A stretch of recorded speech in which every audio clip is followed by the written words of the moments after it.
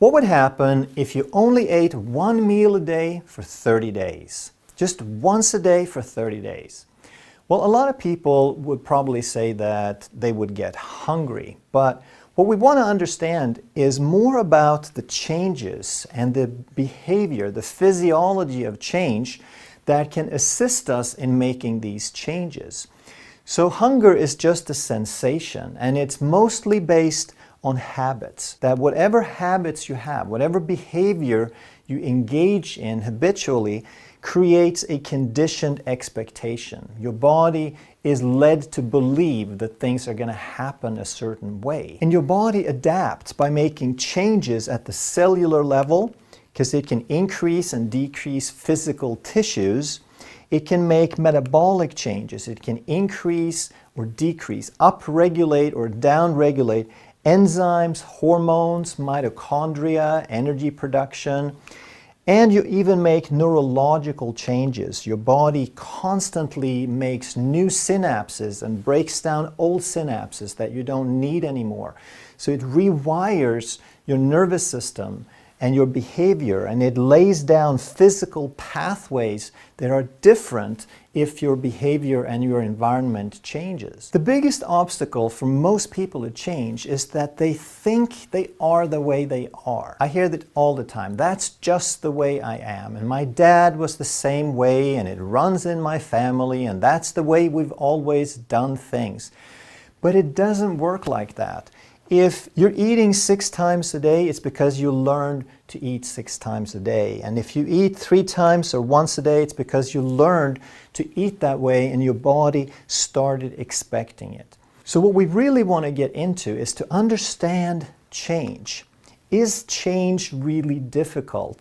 And I want to make the argument that it is not hard. It is inevitable. It's the only way it can be is constant change. You're changing all the time already. So how come then, you say, that I look like the same person? When I get up in the morning and I look in the mirror, I see the same person that I saw yesterday or last week or last year, and it's probably going to be the same person I see next week.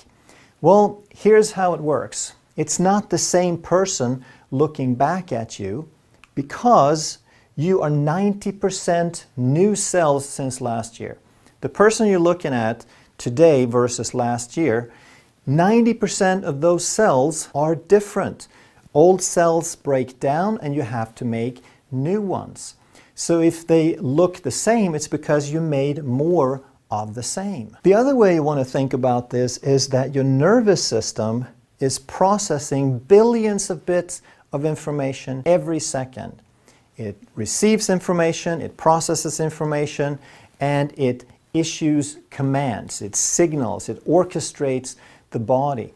And in doing that, it's always changing and adapting. Every moment of every day, you are changing. Your body is reacting to the things you eat and your thoughts and the air pressure and to gravity and to things happening around you.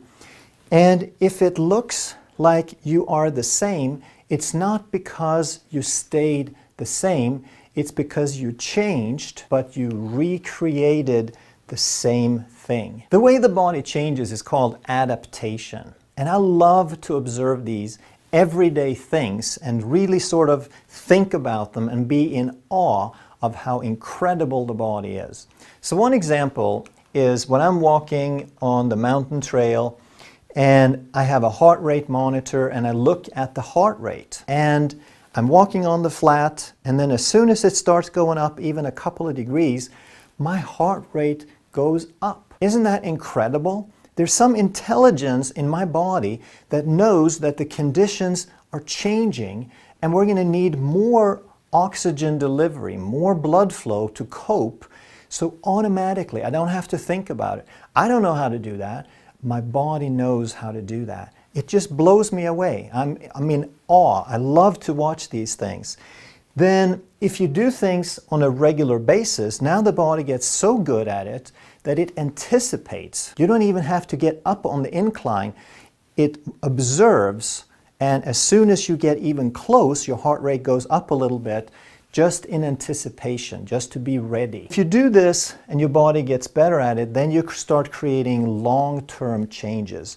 So now we're talking days to months. So one example is playing the guitar. I love playing the guitar, but the first time you pick it up, or if you haven't played for a long time, the first time you pick it up, it really hurts. It feels like your fingers are bleeding after just a few minutes. But if you keep it up, then after a few days or a couple of weeks, just any amount of regular playing, then your body puts down calluses, changes the skin, and it only changes it on one hand where you need it. How smart is that? If you go to the gym and if you put some tension on a muscle, the body senses, hey, I'm going to have to use more strength in the future, so it sends more protein to incorporate into more muscle fibers so it can get better. It's called muscle hypertrophy. And the opposite is true as well, because if you're a couch potato and you don't put any tension on your muscles, now the body says, why should I put precious protein resources into building tissue that there's obviously no use for?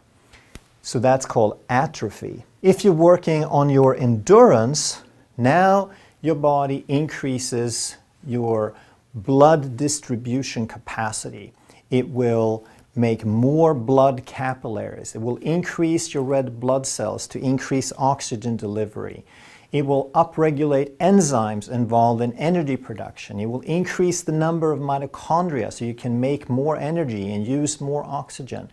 There's endless pieces that the body improves to make you better at whatever you do. And if you normally live at sea level, but then you go for a couple of weeks, maybe a vacation in the mountains, now on altitude there is less oxygen in the air. If there's less oxygen, the body senses that and it says, I'm going to need more red blood cells. I need to increase my oxygen carrying capacity so I can keep delivering the same amount of oxygen even though there is less of it. So your kidneys make a hormone called EPO, or erythropoietin, to make more red blood cells. How smart is that? Bone is another interesting example, because if you load up bone, if you do weight-bearing exercise under the influence of gravity, you will make more bone, or you'll maintain and reinforce the bones. Whereas if you go out into space for any length of time, then the body says, well, what do I need all these bones for? Because there's no gravity. And NASA says that astronauts will lose 1% bone mass per month in weightlessness. That's about 15 to 20 times faster than a deconditioned elderly person. And another adaptation is insulin resistance. We talk a lot about metabolic health and insulin resistance on this channel because it's related to weight loss and diabetes and so forth. So if you have chronically high insulin, your cells start to resist those high levels of insulin and the cells become insulin resistant. And all of these are changes that you're aware of, that you can see changing day to day. And if you were to eat once a day for 30 days, then your body would make similar changes relevant to your metabolic function. But if we only eat once a day, one meal a day, where are we going to get the energy? That's what we're told all the time, that you have to eat breakfast to give you energy up until lunch. You have to eat small, frequent meals to keep your blood sugar up, otherwise you become hypoglycemic and your energy tanks. Well, that doesn't really happen, right? Because the people who try eating one meal a day, they actually find that they survive and they feel better. So here's how it actually works. That you eat the food, but that food that you just ate does not become energy right away. There's a small trickle. You're breaking down a little bit of glucose in the mouth. You start absorbing just a tiny little trickle, but the vast majority, 98% or so of the food you ate is going to become energy hours later. So the way it works is the food that you just ate becomes a signal It tells the body, hey, we have some resources coming in. You don't have to hold on so tightly to the stores from before. So the body starts breaking down some glycogen for blood glucose. It starts breaking down some fat for energy so that we have some energy while this food is being processed.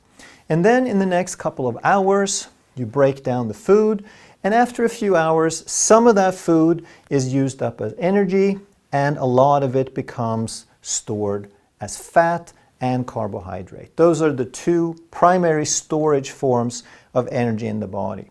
Protein can become energy, but the body under normal conditions will spare the protein because it's more important for other things. But now that we have stored the fat and the carbohydrate, the whole idea would be to use up some fat and carbohydrate. But what happens is we're going to primarily burn carbohydrate first, especially if we eat many meals a day, and especially if we eat high carb. Then we're going to store fat and carb, but we're going to burn the carbohydrate first, primarily, and I'll get back to that. And why is the body going to burn the carbohydrate first? Why is it going to have a tendency to do that? And there's two reasons. The first is that the body is very poor at storing carbohydrate. The vast majority of energy stores in the body is going to be fat. It's a much better storage form. If you're a little bit on the obese side, you might store about 0.4% as carbohydrate. If you're very lean, it might be 2% carbohydrate. But almost all your energy stores are going to be fat. The other reason the body will burn carbs first is that high glucose levels are dangerous. Not short term, not for hours or a few days or even weeks, but if it goes on for years or decades, that's called diabetes. And diabetes is the #1 cause of blindness, kidney failure, neuropathy, joint destruction, heart disease, high blood pressure. All of those things are associated with high glucose. So the body is going to do the best it can to bring this glucose down anytime it gets high. And there's 3 ways that the body can reduce that glucose. One is that it can burn it. That's why it tries to use carbohydrate first. Second, it can try to store it, but we already said that the carbohydrate stores fill up very quickly. The body is very limited in the ability to store carbohydrate. And the third thing it can do is to store fat. So now we're back into storing fat and carbohydrate, but mostly burning the carbohydrate. So how would we ever get in to burning the fat? We have to eat less carbohydrate and or eat less often. It's even more powerful to eat less often. So if you eat once a day, 1 meal a day, you go 24 hours without food, your body has to get into burning that fat because it'll burn through some of that carbohydrate and then it will switch, it will transition to have a tendency to burn more and more fat the longer you go. And now that I've said all that, I want you to listen very, very carefully because these are not absolutes. We want to think in tendencies and percentages rather than absolutes because the body always uses a mix of carbohydrate and fat, always. But the mix is different. It's going to be primarily carb or primarily fat.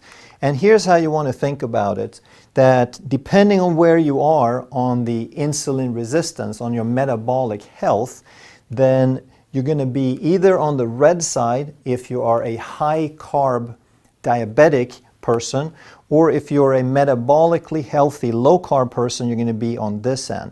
So if you're eating maybe once a day and you're eating very low carb, you're probably going to burn about 95% fat when you get into the fat burning zone because you're teaching your body to use fat primarily. Again, you're shifting your metabolic pathways. But if you're eating all these carbohydrates, why don't you burn 100% carbs? Why do you burn 30 to 50% fat?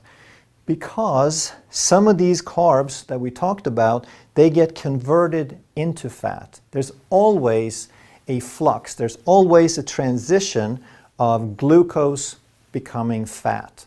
Fat cannot become glucose. It's a one-way street, one-way trip, but glucose is always being transitioned, being converted into fat, and the more glucose we have and the more carbs you eat, the more of that conversion is going to happen. So portion of your energy is always going to be coming from fat, even if you eat zero fat. But who would not be a good candidate to eat one meal a day? Well, if you are too thin, if you are emaciated, if you are scrawny, if you have a really hard time putting on weight, then you're not a candidate for this. I don't do well eating one meal a day for very long. I do it a couple of times a week because of convenience, and I feel good doing that. I don't have a problem. But if I eat one meal a day for a couple of weeks, then I start losing too much weight. It's difficult for me to maintain that. So if you're too thin, then you shouldn't eat one meal a day.